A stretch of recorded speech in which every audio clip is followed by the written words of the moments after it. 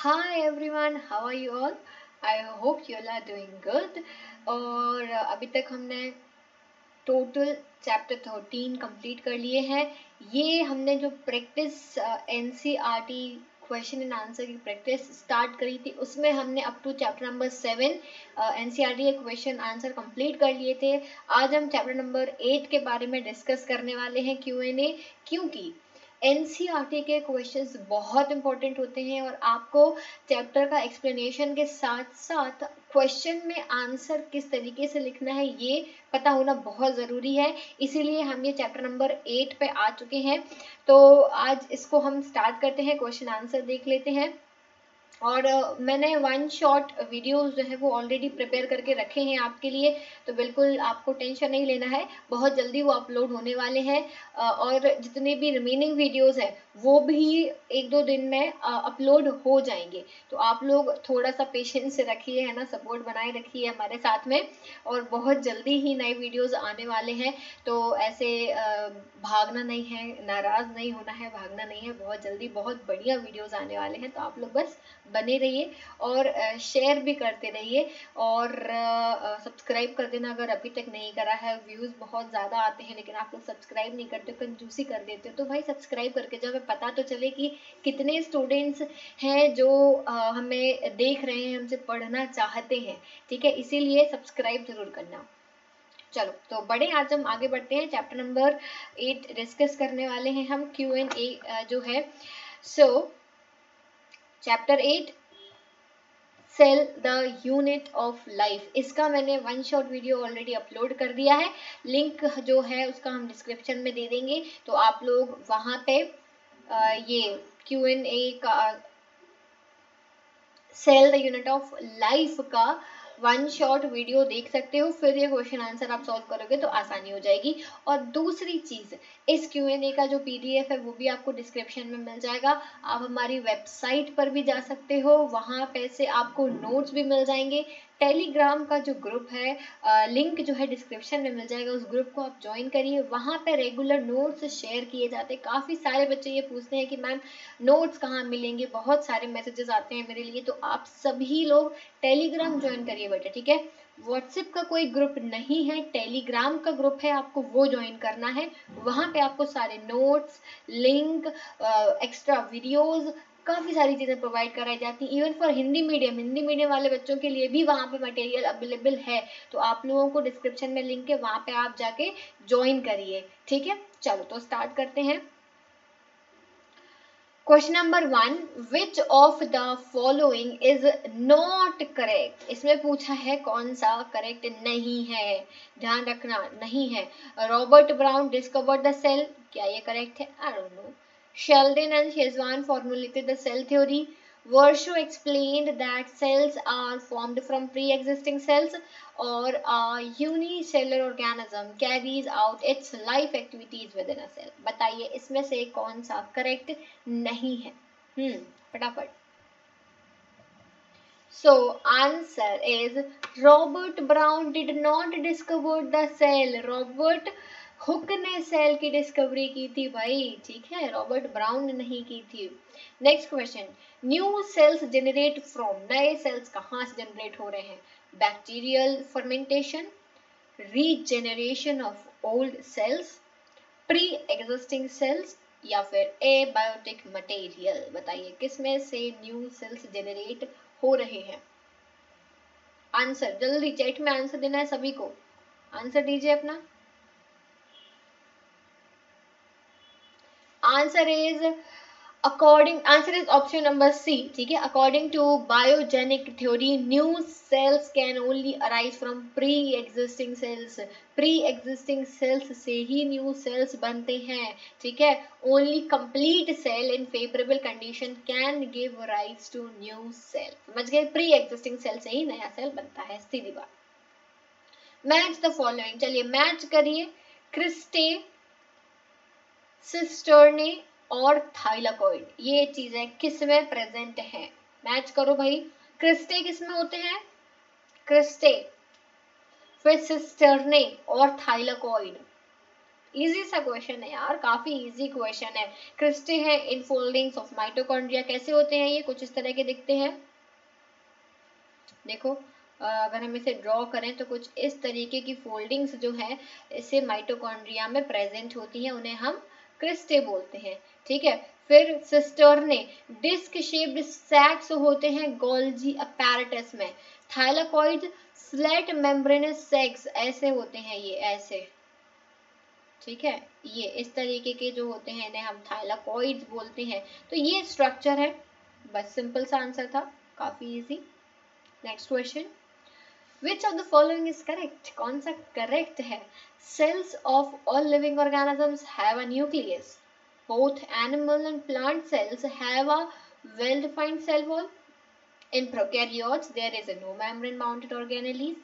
Cells are formed from, ये कुछ नहीं है, ठीक है, from abiotic material। abiotic material बताइए क्या करेक्ट है, तो सी क्या है। In prokaryotes there is no membrane bounded organelles, this is the correct answer। membrane bounded organelles जो होते हैं वो double membranous होते हैं, न्यूक्लियस, माइटोकॉन्ड्रिया, क्लोरोप्लास्ट, ये सारे organelles के एग्जाम्पल है जो प्रोकैरियोट्स में नहीं पाए जाते हैं। ठीक है, Question number 5. What is a mesosome in prokaryotic cells? Mesosome क्या है, मैंने पढ़ाया है, मैंने बताया है कि मेसोसोम क्या है और उसका क्या फंक्शन होता है। तो चलिए फिर से देखो कि mesosome is a convoluted membranous structure. ये एक कॉन्वोलेटेड मेम्ब्रेनस स्ट्रक्चर है जो कि बनता है प्रोकैरियोटिक सेल में by invagination of plasma membrane. और उसके फंक्शन क्या, ऐसा कुछ अगर हम देखें, अगर मैं एक छोटा सा रफ डायग्राम आपको बनाऊं, मान लो ये सेल है, तो इस तरीके का एक स्ट्रक्चर जो है पाया जाता है ऐसा।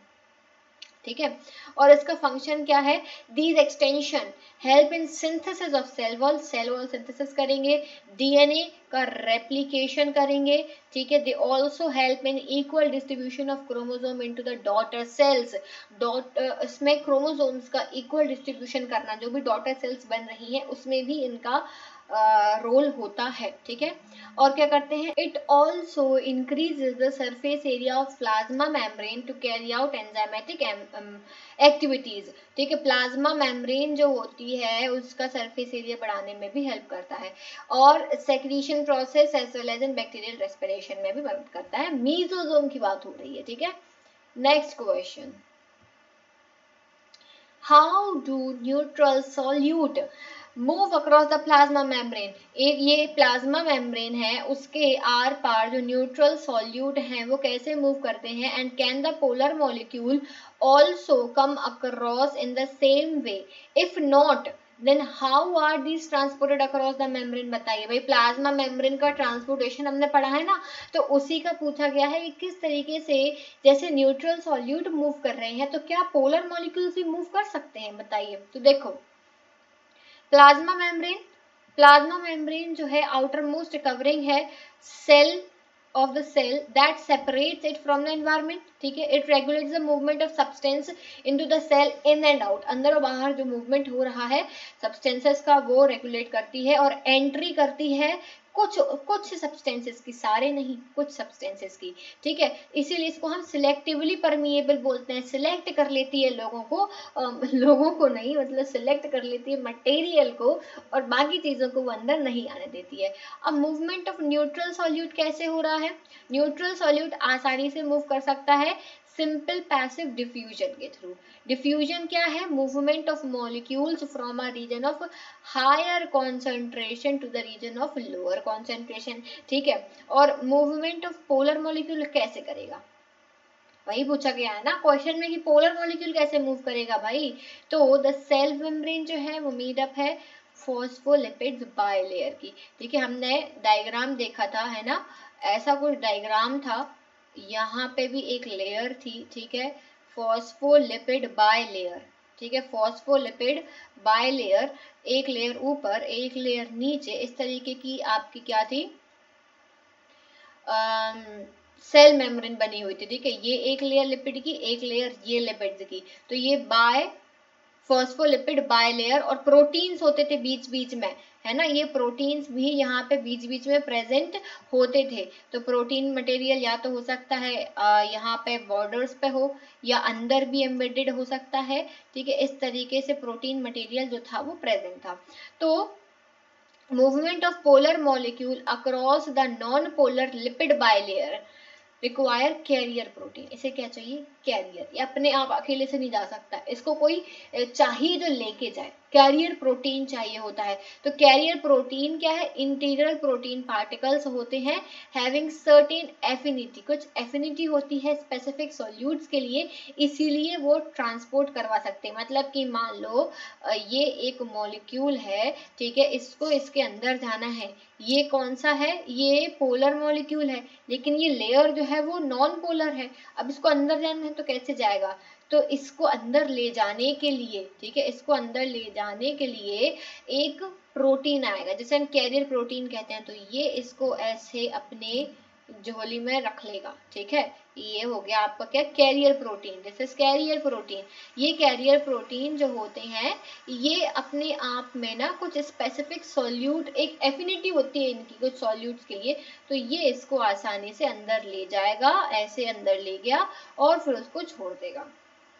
क्लियर? तो इस तरीके से आप पोलर मॉलिक्यूल्स की एंट्री आसानी से करा सकते हो। समझ में आ गई बात? आगे बढ़ते हैं नेक्स्ट क्वेश्चन की तरफ।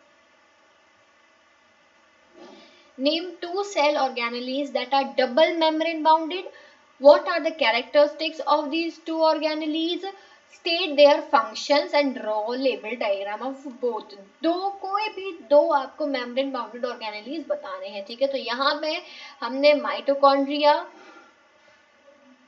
एंड क्लोरोप्लास्ट दो यहाँ पे लगा के रखे, माइटोकॉन्ड्रिया एंड क्लोरोप्लास्ट। अब ये थोड़ा सा लेंदी क्वेश्चन है तो हम इसको शॉर्ट में समझ लेते हैं, और इजी भी है कि इसमें समझने जैसा कुछ है ही नहीं है। हम कोई भी दो ऑर्गेनेलीज ले सकते हैं जो तुम्हें याद है। तो आई थिंक माइटोकॉन्ड्रिया इजीएस्ट है क्योंकि इसको आप आसानी से ड्रॉ कर सकते हो, ठीक है। ये ऐसा आपने ये बनाया, ये डबल मेम्ब्रेन स्ट्रक्चर होता है, तो आप एक और मेम्ब्रेन ड्रॉ कर दीजिए, ठीक है। जैसा मैं बना रही हूँ उसे थोड़ा अच्छा बनाना है, इतना भी बुरा मत बनाना। हाँ, तो ये डबल मेम्ब्रेन स्ट्रक्चर बनाया और अंदर हमने क्या बना दिया? ये इनर फोल्डिंग्स जिसे हम क्रिस्टे बोलते हैं, ठीक है। इनर फोल्डिंग्स को क्या बोलते हैं? हम क्रिस्टे बोलते हैं। तो इस तरीके का आपको ये इनर फोल्डिंग्स बना देनी है। बड़ा बढ़िया आसान डायग्राम है, करना ही क्या है हमें, है ना। और अब क्या है बीच में? यहाँ पे कुछ ग्रेन्यूल्स होंगे, ठीक है। यहाँ कुछ और बना लो, ग्रेन्यूल्स बना लो। फिर कुछ राइबोसोम्स भी होंगे, कुछ राइबोसोम्स भी प्रेजेंट हैं, और पूरा मैट्रिक्स है। यहाँ पूरा क्या है? ये पूरा का पूरा मैट्रिक्स फील्ड है, पूरे में मैट्रिक्स है, ठीक है। यहाँ पे पूरा का पूरा मैट्रिक्स फील्ड है। तो अब लेबल ही तो करना है। दिस इज मैट्रिक्स, ये हो गया मैट्रिक्स। फिर ये हमने जो स्कैब्यूलर से बनाया था, what is that? That is ribosome. ये हमने राइबोसोम बना लिया, ठीक है। ये ग्रेन्यूल्स हैं, दीज आर ग्रेन्यूल्स। ये क्रिस्टे था, ये जो फोल्डिंग्स थी ना, ये पूरी की पूरी फोल्डिंग्स क्या कहलाती हैं? क्रिस्टे। इसको भी लेवल करना है भैया, ठीक है, क्रिस्टे बनाना है यहाँ पे। ये जो है इंटरमेम्ब्रेनस स्पेस था, इसको भी हम ऐसा करते हैं, कुछ कलर शेड कर देते हैं जिससे कि समझ में आए। ये वाला जो एरिया है ना, वो काफी ज्यादा कलर शेड हो रहा है, ठीक है। चलो, तो इसको, ये क्या हो गया आपका? ये हो गया इंटरमेम्ब्रेनस स्पेस, इंटरमेम्ब्रेनस स्पेस हो गया, ठीक है। और ये मेम्ब्रेन्स को, ये हो गया आउटर मेम्ब्रेन, ये हो गई इनर मेम्ब्रेन, आउटर, ये हो गई इनर। खत्म, बन गया माइटोकॉन्ड्रिया का डायग्राम। आप इसके बारे में लिख देना, इसके बारे में लिख देना। क्या लिखोगे इसके बारे में? ये कैरेक्टरिस्टिक्स लिखोगे आप इसके बारे में। अब मैं इसको रीड नहीं कर रही हूँ। Mitochondria is the power house of the cell, ATP produce करेगा, सिंपल सी चीज है। अब क्लोरोप्लास्ट का डायग्राम देखो, ये भी थोड़ा सा टिपिकल है, इसको भी हम आसान कर लेते हैं कि इसको कैसे ड्रॉ करना है। आसान डायग्राम देख लेते हैं।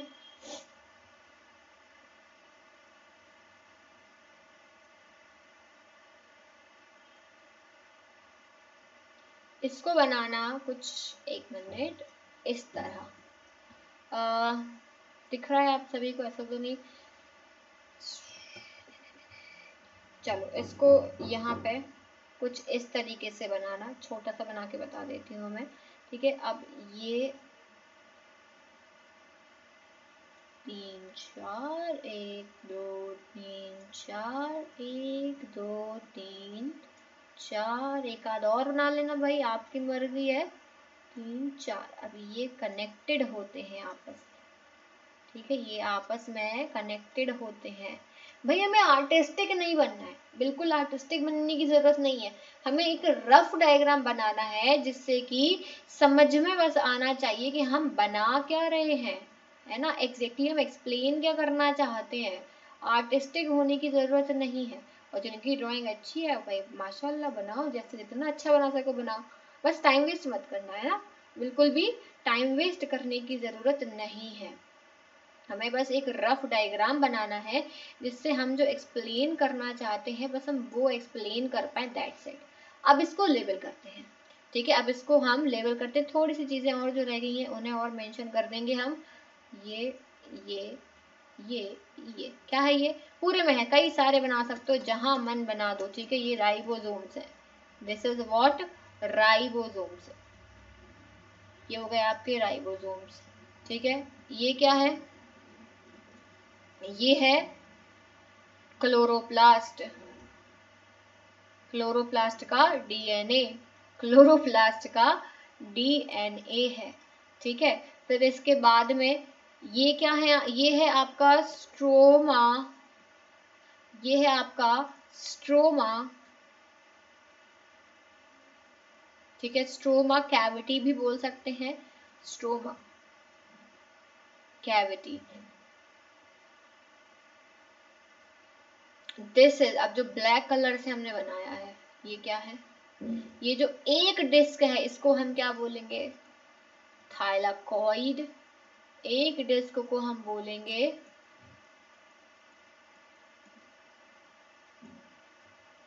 ओके, इसको क्या बोलेंगे, थाइलाकॉइड, लिख लेना यार, स्पेलिंग है ना। और इस पूरे को हम क्या बोलेंगे, इस पूरे को हम बोलेंगे ग्रेनम, ठीक है, ग्रेनम। फिर ये हो गई आपकी क्या, एक्सटर्नल मेम्ब्रेन, और ये हो गई इंटरनल मेम्ब्रेन, और ये जो बीच में स्पेस है ये क्या है, इंटरमेम्ब्रेनस स्पेस। आ गया समझ में कि डायग्राम कैसे ड्रॉ करना है, सिंपल सा था। आगे बढ़ते हैं नेक्स्ट क्वेश्चन की तरफ। इसके फंक्शंस कैरेक्टरिस्टिक्स भी आपको लिखने हैं, ये ध्यान रखना। Question number 8, what are the characteristics of prokaryotic cell. Prokaryotic cell के कैरेक्टरिस्टिक्स क्या होते हैं, तो देखो प्रोकैरियोटिक सेल के काफी सारे कैरेक्टरिस्टिक्स होते हैं। तो पहली चीज तो इनमें मेम्ब्रेन बाउंडेड ऑर्गेनेलीज नहीं होते हैं, तो इनके फिर क्या काम हुआ, बोलोगे मैम काम ही क्या हुआ, जब ऑर्गेनेलीज ही नहीं है तो कुछ काम नहीं करेंगे, नहीं ऐसा नहीं है भाई, काम करेंगे, हर कोई, हर किसी का हक है काम करने का। तो देखो most of them are unicellular, ज्यादातर यूनिसेल्युलर है, छोटे साइज के हैं, ठीक है, कितना साइज है 0.5 to 5 माइक्रोमीटर, ठीक है। Region of nucleus of prokaryotic cell are poorly defined, बहुत पुअरली डिफाइंड होते हैं क्योंकि न्यूक्लियर मेम्ब्रेन नहीं होती है, तो इनमें ट्रू न्यूक्लियस भी नहीं होता है।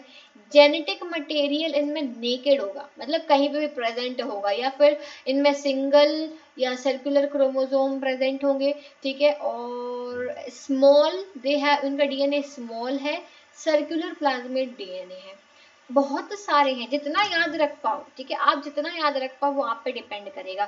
दे हैव स्पेशलाइज्ड मेम्ब्रेनस स्ट्रक्चर, इनमें मीजोसोम होता है, हमने देखा था पिछले क्वेश्चन में कि मीजोसोम का काम क्या है, ठीक है। फिर मेम्ब्रेन बाउंडेड सेल ऑर्गेनेलीज जैसे माइटोकॉन्ड्रिया, प्लास्टिड, एंडोप्लाज्मिक रेटिकुलम सब एब्सेंट होता है, सब कुछ एब्सेंट होता है। प्रोकैरियोटिक सेल 3 लेयर्ड स्ट्रक्चर होता है, outer glycocalyx, middle cell wall and inner plasma membrane, 3 layer होती हैं इसमें, ठीक है। एक्ट एज प्रोटेक्टिव यूनिट्स, ये स्ट्रक्चर एक प्रोटेक्टिव यूनिट की तरह काम करता है।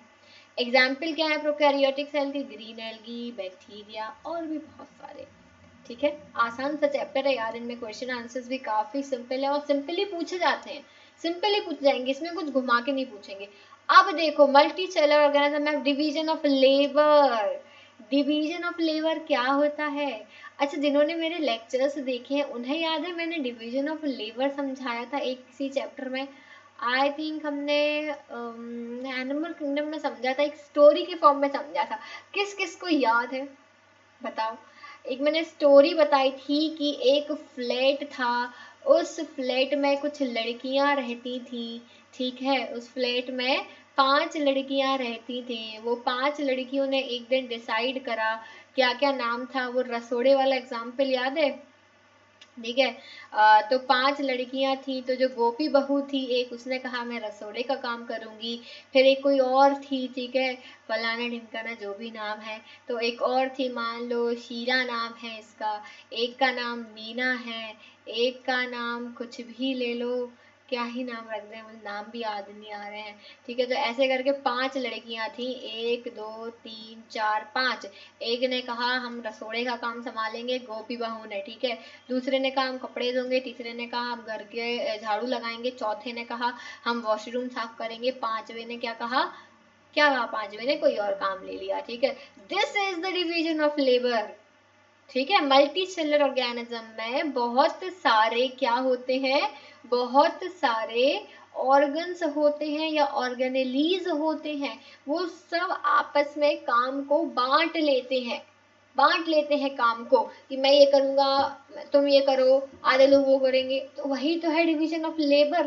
काम को बांट लेने को ही हम डिवीजन ऑफ लेबर बोलते हैं, और कुछ भी नहीं है, ठीक है।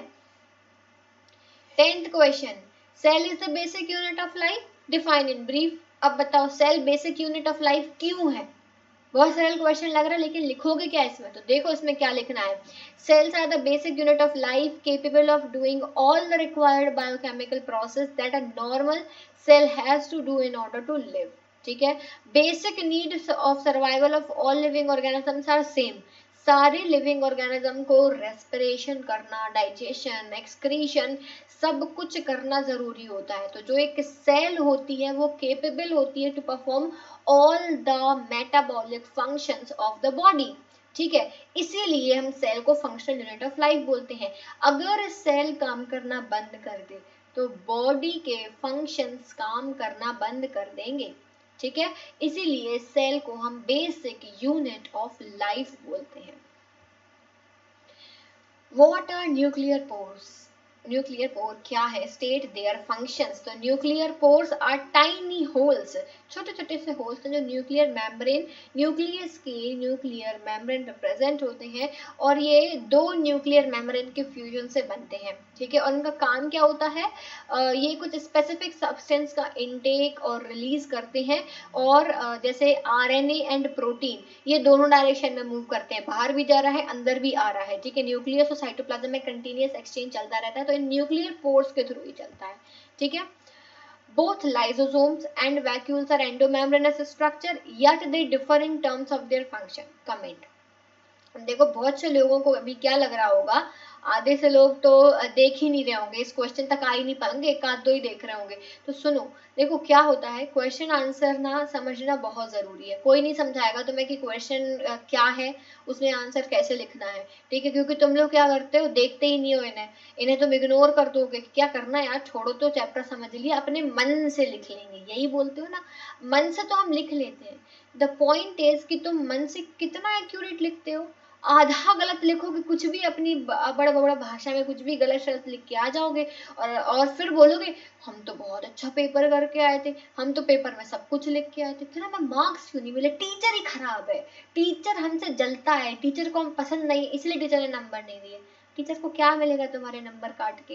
हैं, ज्यादा पैसे मिल जाएंगे, सैलरी बढ़ा देगा प्रिंसिपल अगर टीचर तुम्हारे मार्क्स काटेगा तो। ऐसा कुछ होगा क्या?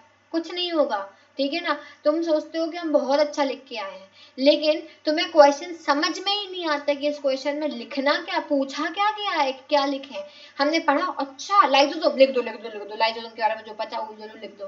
वैक्यूल, हाँ ठीक है, वैक्यूल के बारे में लिख दो।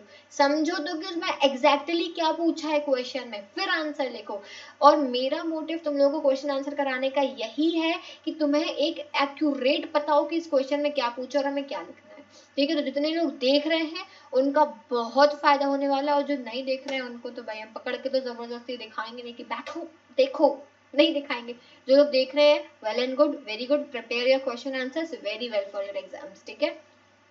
चलो, both lysosomes and vacuole are endomembranous structures yet they differ in terms of their function। तो बताइए, वैक्यूल और लाइसोसोम एंडोमेम्ब्रेनस स्ट्रक्चर्स हैं, लेकिन इन दोनों के फंक्शंस आपस में डिफरेंट क्यों हैं, ये पूछा गया है, ठीक है। तो देखो, lysosome membrane bounded vesicle structure है जो बहुत सारे एंजाइम्स को होल्ड करता है, जैसे लाइपेज, प्रोटीएज, कार्बोहाइड्रेज।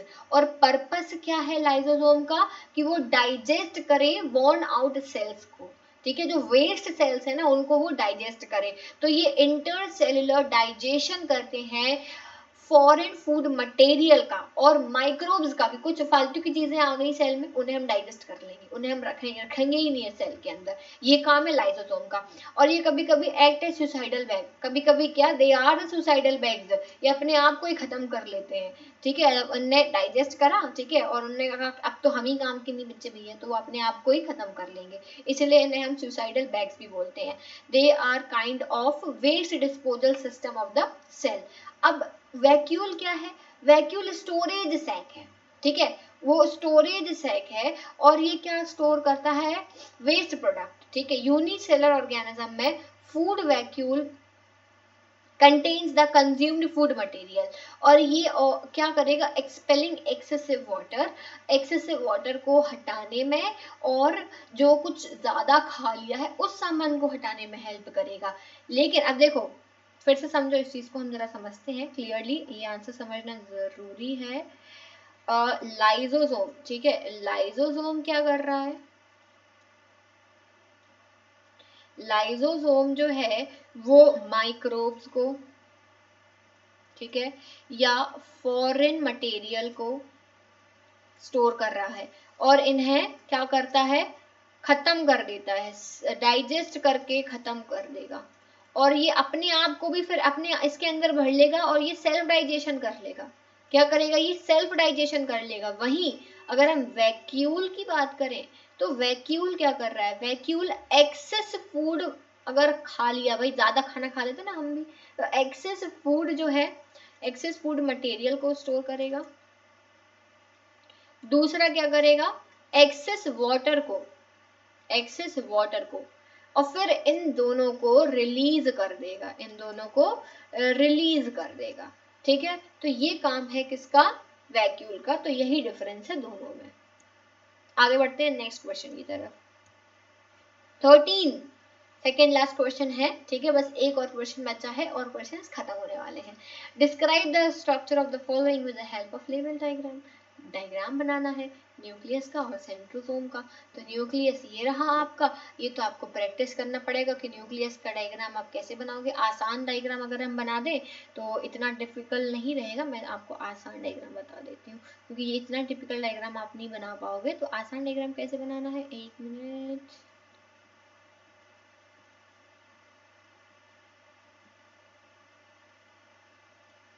चलो देखो, इधर बनाते हैं, ठीक है। न्यूक्लियर, न्यूक्लियस मतलब न्यूक्लियर मेम्ब्रेन बनाई है हमने, ठीक है।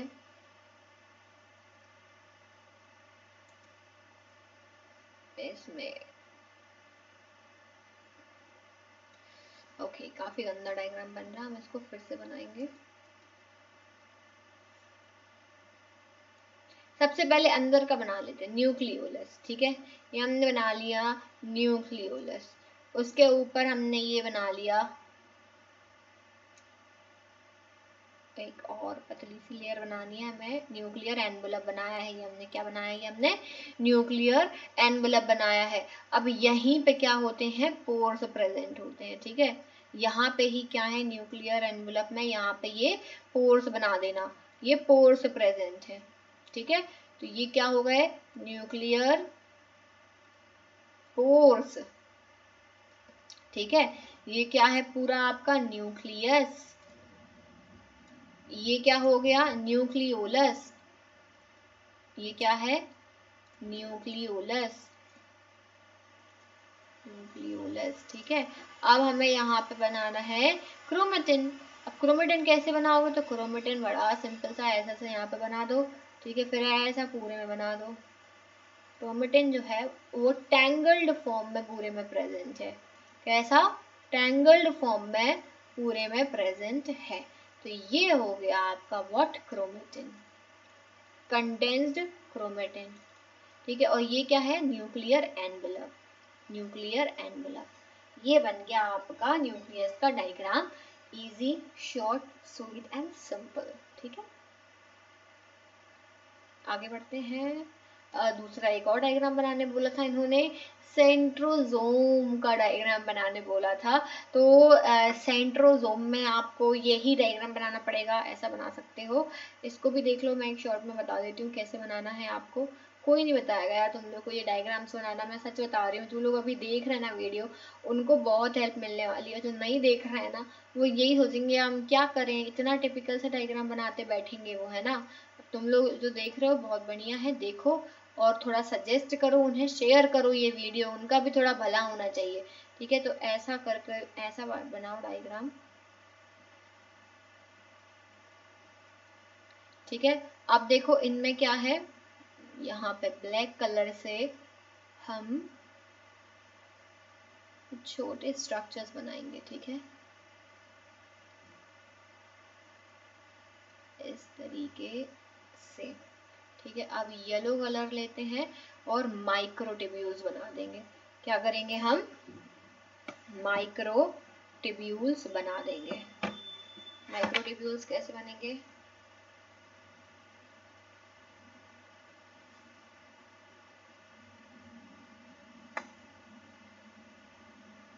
इस तरीके से पूरे माइक्रोट्यूब्यूल्स बना देना। ठीक है, अब लेबल करो, दिस इज व्हाट? माइक्रोट्यूब्यूल। ठीक है, फिर इसके बाद में ये क्या है? सेंट्रियोल। ये क्या है? सेंट्रियोल। ठीक है, ये हो गया सेंट्रियोल। ये है daughter centriole. What is this? Daughter centriole. बस खत्म। पूरा क्या है ये पूरा का पूरा है सेंट्रोमियर। खत्म बात, इतना ही तुमको याद रखना है इसमें, ये इतना ही डायग्राम बनाना है। चलो आगे बढ़े। लास्ट क्वेश्चन है, क्या है last question? What is a centromere? बताओ, जो अभी हमने डायग्राम बनाया उसी का पूछ लिया। And how does the position of centromere from the basis of चिके चिके चिके। चलो चलो चलो, हमें ये बताना है सेंट्रोमियर क्या है, उसका बेसिक क्लासिफिकेशन क्या है, विद द डायग्राम उसका हमें टाइप्स बताने हैं। तो देखो देखो देखो, ये हो गया थ्योरेटिकल पार्ट जो आप खुद पढ़ोगे। यहाँ पे हम डायग्राम देख लेते हैं। डायग्राम बड़ा ही आसान सा डायग्राम है जो आप इजीली बना सकते हो। ठीक है, अब ये डायग्राम क्या है? पहला तो टीलोसेंट्रिक। टीलोसेंट्रिक का मतलब कि जब सेंट्रोमियर जो है बिल्कुल एंड पे प्रेजेंट हो और केवल दो ही आर्म्स विजिबल हों। ठीक है, ये है सेंट्रोमियर। इस स्ट्रक्चर को हम बोलेंगे टीलोसेंट्रिक। क्या बोलेंगे हम इसको? टीलोसेंट्रिक। हाँ, फिर इसके बाद में ये सेंट्रोमियर बनाया। अब ये बिल्कुल जो अपर आर्म्स हैं वो छोटे से दिख रहे हैं और लोअर आर्म्स जो हैं वो प्रॉपर्ली विजिबल हैं। इसको हम बोलेंगे एक्रोसेंट्रिक। ठीक है, एक्रोसेंट्रिक जब अपर आर्म्स बहुत ही ज्यादा शॉर्ट हो, अपर आर्म्स बहुत ही ज्यादा शॉर्ट हो। फिर सब मेटासेंट्रिक में क्या हो रहा है? ये सब मेटासेंट्रिक में ये इस तरीके का डायग्राम आपको देखने को मिलेगा कि ये थोड़ा सा और नीचे शिफ्ट हो गया है। सेंट्रोमियर जो है ये और नीचे शिफ्ट हो गया है। अब आओ इस पे, किस पे? मेटासेंट्रिक पे। तो मेटासेंट्रिक में दोनों आर्म्स इक्वल होते हैं, दोनों आर्म्स इक्वल होते हैं। ठीक है, पी आर्म हल्का सा शॉर्ट होगा, मतलब कि ये जो डायग्राम होना चाहिए एक एक्यूरेट, पी आर्म हल्का सा शॉर्ट होगा और जो क्यू आर्म है वो हल्का सा लॉन्ग होगा। ठीक है, बाकी इससे इसका साइज जो है वो अलग होता है। रीटेक। ठीक है,